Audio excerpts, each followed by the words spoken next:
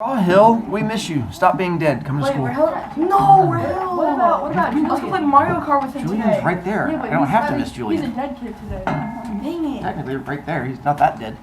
Oh, let's see. Zombie kid. Matei, I can come. you can come? Yeah. All right, I will officially put you on the list.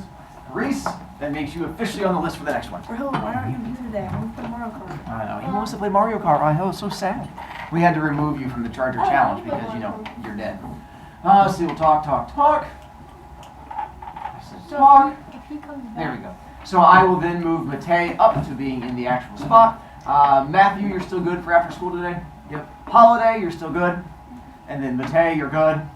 So what'll happen is at 4 o'clock today, go put everything in locker, and then you'll head down to cafeteria. And there'll be one of the tables in those long tables in the middle where all the heroes are sitting, and there's one where all the stars sit, and one where all the globetrotters sit.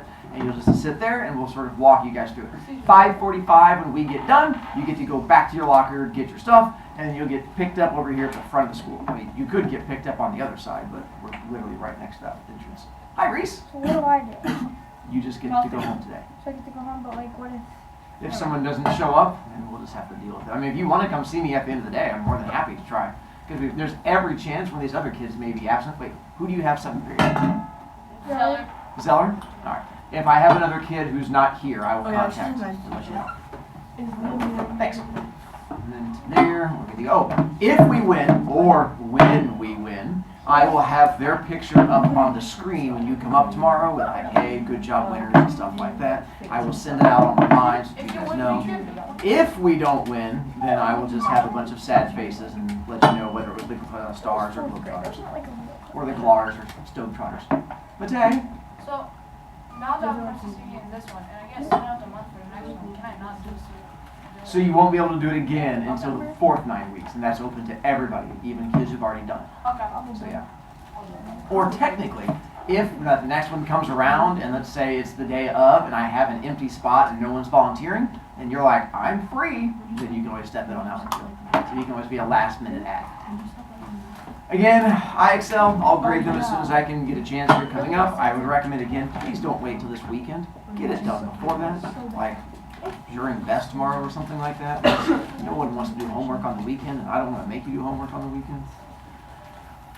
Friday, we are going to be having our next discussion. I pulled 8 topics from the ones that were submitted by kids. Yes! And so I'm going to give you sort of an option of which ones you want me to offer up. I'll read through them, and if there's ones that you do not want me to offer to this class, then I will make sure not to put them up there. If there's ones you want me to make sure I do offer, let me know, and I can put those up there. But these were all ones that were submitted by kids. It says, how much of an impact are social influencers having on kids? Are they just entertaining, or are they making society worse? 2, how important is being popular or fitting in at junior high? And does it have any impact on behavior, grades, life, and whatnot? 3, should a kid's behavior/class disruption be considered part of their grade? Is behavior or class disruption even important at school? That one surprised me that a kid submitted that one, but I was like, well, that was interesting. So I figured I'd throw it out there to see what you guys thought. 4, should today's kids care or know about political topics and world events? No. Y'all are way more knowledgeable about world Not events me. than I was when I was your age, or No, anyone in my generation was. Coronavirus. And part of it comes from you guys being online, from TikTok and stuff like that. But But the problem with knowing about stuff in the world is it comes with anxiety and worry and things like that. So is this an area that kids should even know about or care about? No. 5, is being labeled or put into a category a big deal, or is this something people should even worry about? 6, what rules or discipline should teachers or parents have to make things better? What should honestly be changed for improvements? I had a number of kids who put in something about, I want to know what rules kids would have if they were a parent, or what rules kids would have if they were a teacher. So I found that interesting. You're good. Once I see you, you can put it down. I can see that you're trying to be innocent. And so I'm curious to see if that is a thing that you guys care about. And then 7, should school be technology free? No phones, no iPads, no computers, just going back to how the old school learning was. And 8, how important are friends and social groups in junior high as far as impacting your behavior and grades? I mean, I know friends are important, but are they important when it comes to things like behavior, grades, defining who you are, and stuff like that? Alex?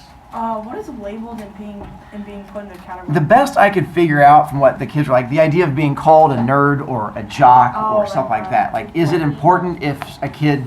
I think that came more from my regular class because the Shadow Club deals more with kids being labeled and put into categories as opposed to might be as much of a thing. But I guess you guys have like outsiders and greasers as labels. Like, is that a big deal? Like Ponyboy, who doesn't feel that that's who he is still labeled a greaser. And he's like, I'll be a greaser regardless of how I act. Any of these that you guys feel strongly about either me putting in or taking out? If not, that's fine, but I wanted to at least give you some agency before I went forward. Read. I think number 7 should go because no one's going to want to talk about number 7. Number 7, the tech-free. Yeah. All right. Callie. 3 should be kept in. Which one? 3. Okay. And I'm just going through and for each class keeping track of there's like certain ones that people feel strongly about or not feel strongly about. Joyo? I think 8 should be kept. First period felt the same way. That was one they wanted to keep. Alex? I think 4 should go. Should go? Yeah. Yeah. I think. No. I think 4 should stay. All right, that's enough for me. So 4 goes in the middle. We have a stay and a go. Kyle? Keep 2? Okay. Isn't that almost the same way we did last time? Slightly different, but I mean, Yeah, I if it's think kind first days is probably All important. right. Yeah, I think one. Well, that gives me 2 stays. All right, I'll give that a check. 3. Yeah, 1 should stay? Yeah. Okay. Works for me. So then this is what I'm planning on Friday. Again, the only homework you're going to have from it is filling out the little survey at the end and then telling me your overall thoughts and stuff like that. And then that'll be our thing coming up. And let's talk about sadness.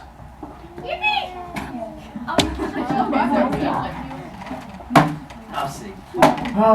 There. I just changed the words up there, but today we'll be finishing, chapter 10 is not very long. It's all of literally 6 pages. But that's probably because we're going to spend a lot of today also talking about chapter 9, because a lot of things happened at the end of chapter 9. Some of you guys felt these new tingly things called emotions, which we'll get to. Don't care. And then tomorrow we'll talk about chapter 10 as we're going on from there. And I left up that picture for you because that's the one we like. Was that the one that was better? Yeah. That was better. I apologize. I thought I deleted the other one. Apparently I got distracted. There, did that. So, we get to Rumble, where they finally get to throw down and have the big fight between all the greasers That's and very socias. anticlimactic in my And opinion. so that was, surprisingly enough, no, it is not from the movie. It was hard to find pictures of Rumbles when I was going through Google. This was as close as I could get, because it's not just a fight, but it's when you have a whole bunch of kids fighting a whole bunch of other kids. So this was the other best I could do as far as a Rumble went, where you're going to have your socias, and then you're going to have your greasers, and they do look adorable. This one was from the movie, and I was able to find that one.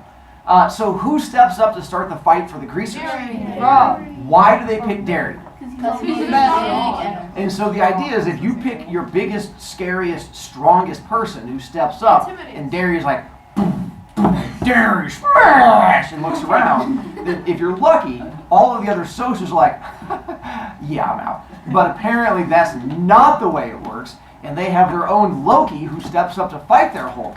And who is it steps up for the socias? Paul. His Paul, his best friend from high school, who apparently that's when they used to hang out, and then Paul's like, me no scared, and steps up to go fighty. But, and then just like every good teenager fight, all they do is stare and face each other and go in a circle for a while and go,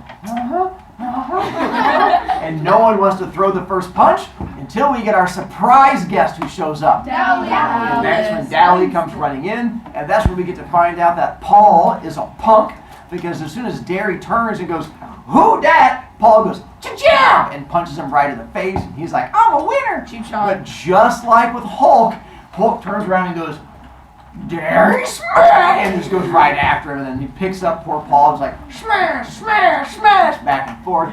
And we're like, it's Marvel all over again. Pony Boy normally has a fight buddy. And who's his fight buddy? Johnny. Normally Johnny, because they're both kind of small, and they get to get together like the two Fight kids in the ankles. trench coat, and they get to sort of fight together. But Johnny doesn't get to help this time. Why? Now, my thought is that's quitter speak, because Johnny still could have helped. You could have brought Johnny. Think about it. You could have had Derry pick him up by the feet and then just swing him around. That's crazy. And his little arms be out there just Would've done slapping sooner. socias left and right. I know. Your thought is, Mr. Brovicast, Johnny could get hurt. I know. He could get paralyzed. Oh.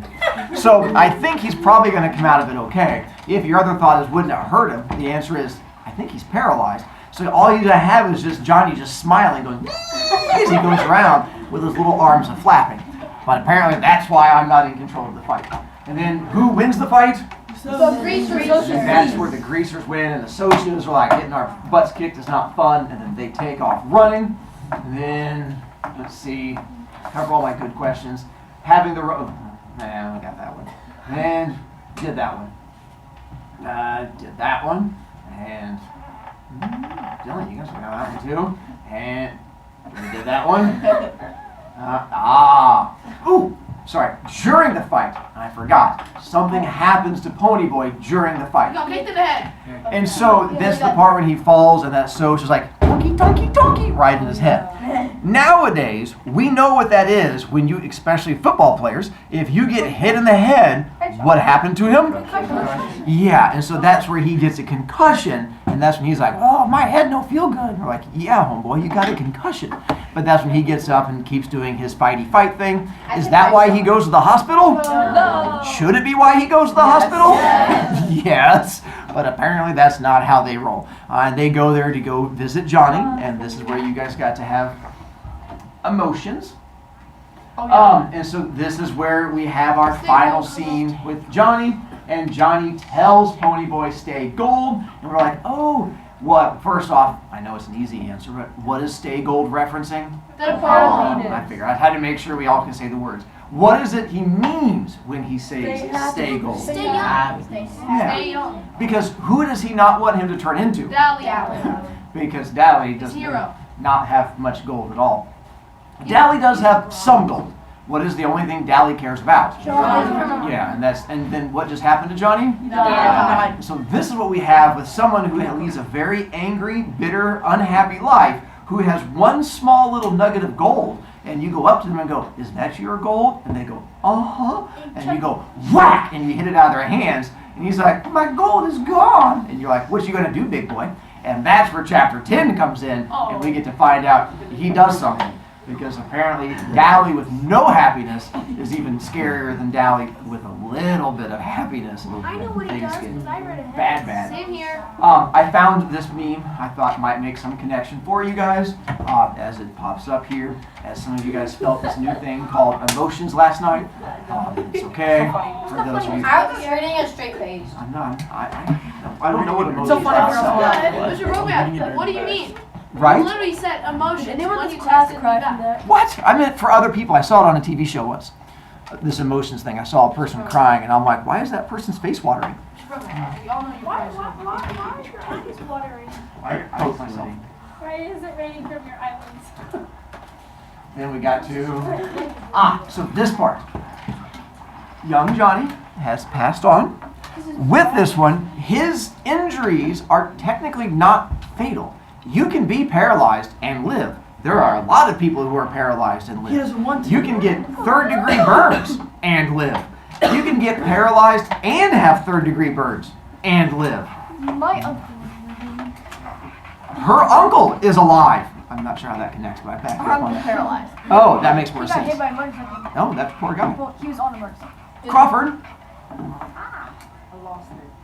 Wait. He doesn't want to live like that. You are correct. So if you guys have ever seen like TV shows or movies when the doctor comes out and they're like, it's a bad injury, but if he's a fighter, he'll pull through. Oh yeah. It's a legit thing. It's a thing that it's like a psychosomatic. If you are wanting to pull through, I mean, you can't fix everything.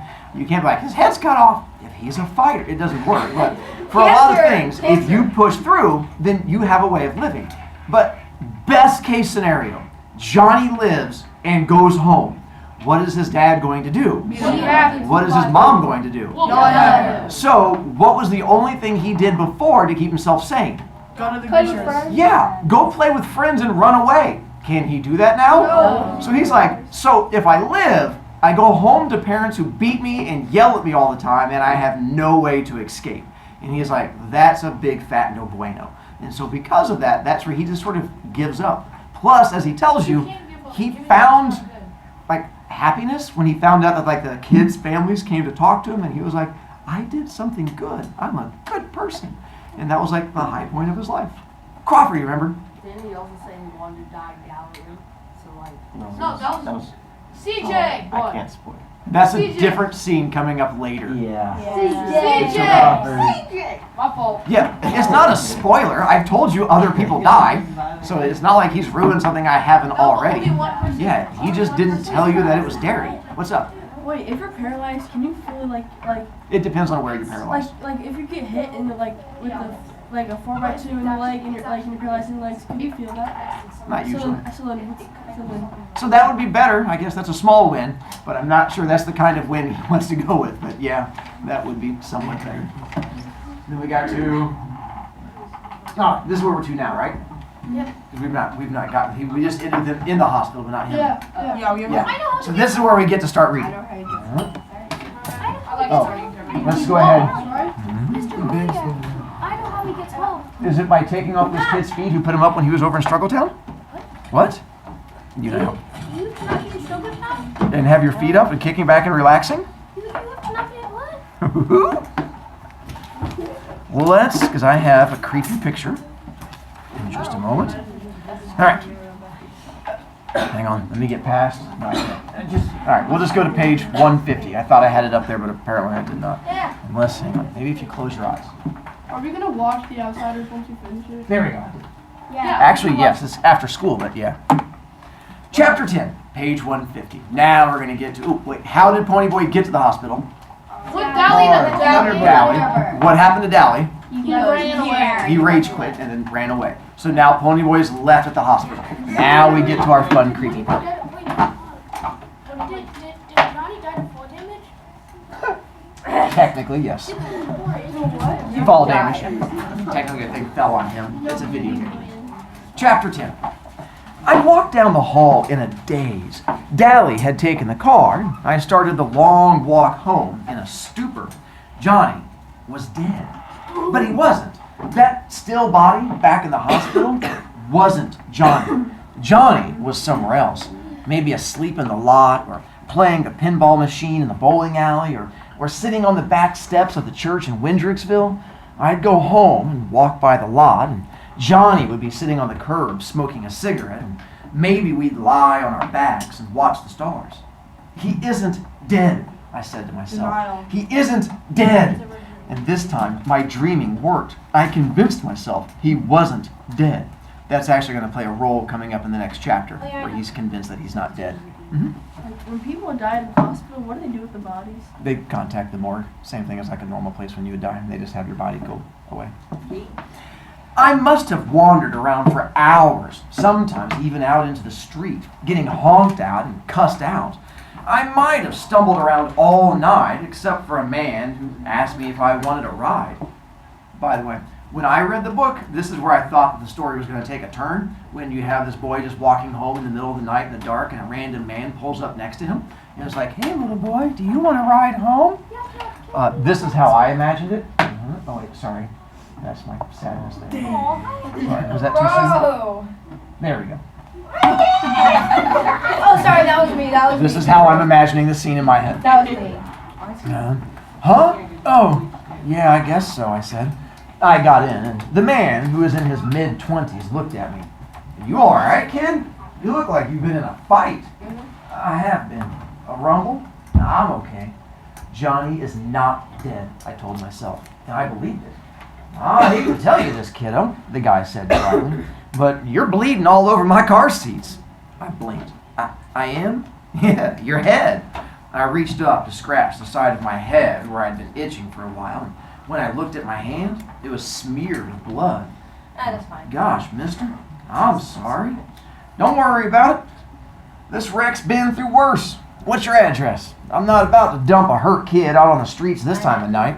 I told him. He drove me to my house, and I got out. Thanks a lot. Definitely not the way I thought that scene was going to go. Yeah. Dude was actually nice. He was like, hey, come get in my car, little kid. And then took him home and was like, you bled inside my car. Have a good night. And just let him get out. And you get. And I'm like, why don't more men in white vans do that nowadays? It's so weird. I know. Like all they want is money. What was left of our gang was in the living room. Steve was stretched out on the sofa, his shirt unbuttoned and his side bandaged. His eyes were closed, but when the door shut behind me, he opened them. I suddenly wondered if my own eyes looked as feverish and bewildered as his.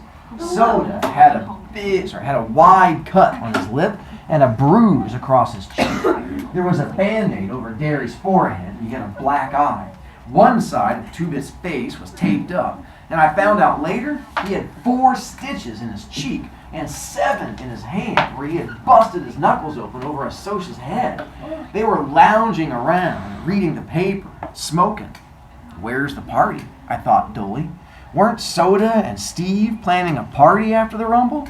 They all looked up when I walked in. Derry leaped to his feet.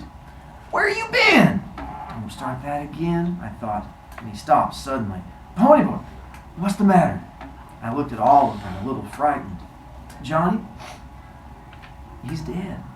My voice sounded strange, even to me, but he's not dead, a voice in my head said.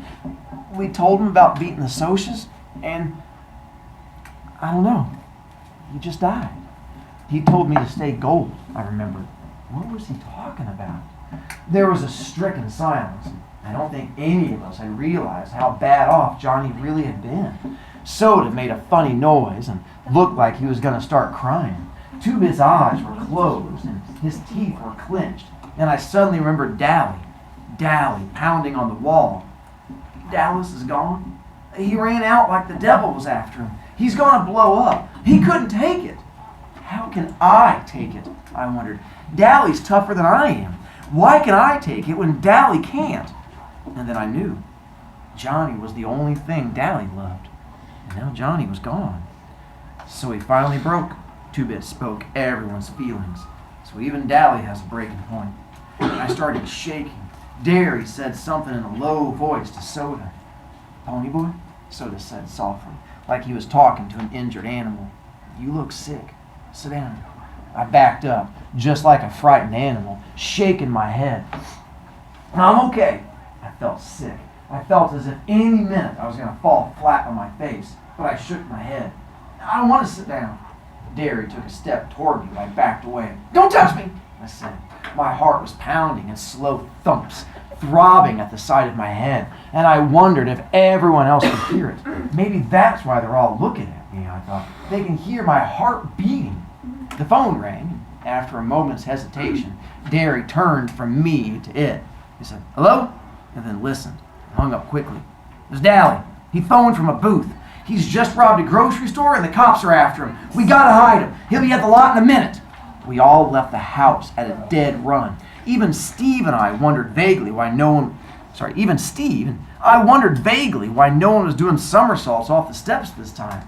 They were sliding in and out of focus, and it seemed funny to me that I couldn't run in a straight line.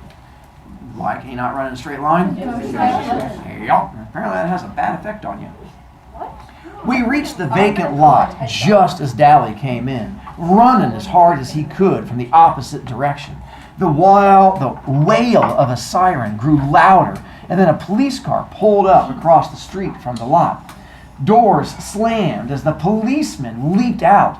Dally had reached the circle of light under the street lamp and, skidding to a halt, turned and jerked a black object from his waistband. I remembered his voice. I've been carrying a heater. It ain't loaded, but it sure does help a bluff. It was only yesterday that Dally had told Johnny and me that. But yesterday was years ago. a lifetime ago. Dally raised the gun, and I thought, you blasted fool! They don't know you're bluffing! And even as the policeman's gun spit fire into the night, I knew that was what Dally wanted. He was jerked half around by the impact of the bullets, then slowly crumpled with a look of grim triumph on his face.